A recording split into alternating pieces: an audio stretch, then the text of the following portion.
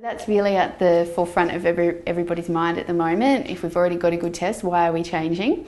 So we know that the current test is really good at picking up one type of cancer of the cervix, but it misses some of the other cell types of cancers.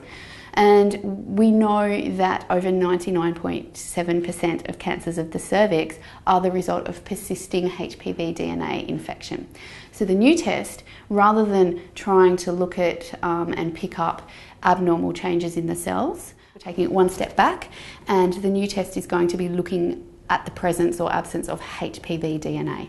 We know that HPV DNA, most people, HPV DNA infection is acquired through skin-to-skin or mucosal sexual contact. Penetrative sex is not necessarily required to acquire HPV DNA.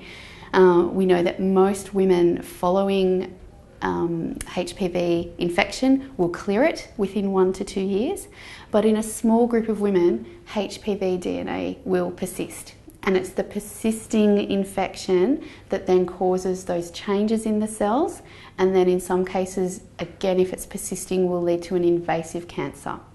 But that's a very slow process. So it does take 5 to 10 years to go from HPV DNA acquisition to persisting infection to abnormal changes. So by testing every 5 years for the presence of HPV DNA, we hope to pick things up before the problem has occurred.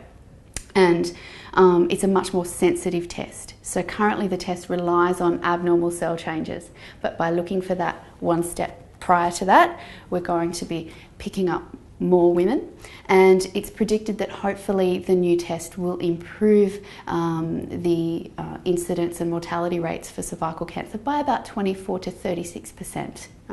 So it's going to be a much more sensitive test. Because we know that HPV infection is a very slow process, we know that it's quite safe to have a 5-year interval, and if a woman has a negative HPV DNA test, we know that the chance of her having any problem for the next 5 years is virtually zero.